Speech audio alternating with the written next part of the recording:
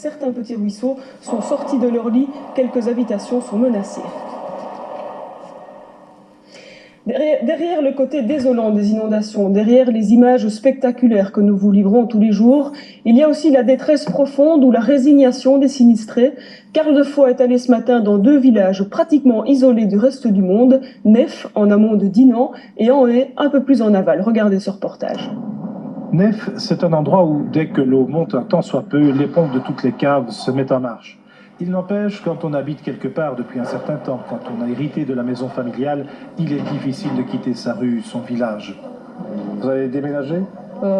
Non, mon mari ne veut pas, mais enfin, lui, c'est la maison Farage depuis 75 ans. Mais sincèrement, maintenant, je commence réellement à en avoir assez. Ceux qui ne vivent pas ces inondations de près, ceux qui ne sont pas riverains d'une de ces rivières en crue, s'imaginent que la première réaction d'une personne sensée serait pourtant de quitter les lieux. Mais c'est une décision qu'on ne prend pas comme ça. Vous savez, les maisons familiales, on aime les garder. Et dire maintenant aux personnes, la vallée n'est plus intéressante, je ne crois qu'il ne faut pas arriver à ce tarif-là demain. Partir, il n'y a pas de moyen. C'est pas difficile. Mais qu'est-ce qui achètera maintenant? Si je vous la propose, vous l'achetez?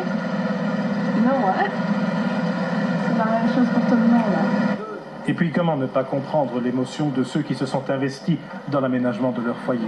En 1993, j'ai rénové la maison ici complètement, nouveau plafonnage, nouveau carrelage. Et en décembre 1993, j'ai eu sur à peu près 50 cm dedans. Et cette fois-ci, vous voyez, ici maintenant j'en ai à peu près 70 cm.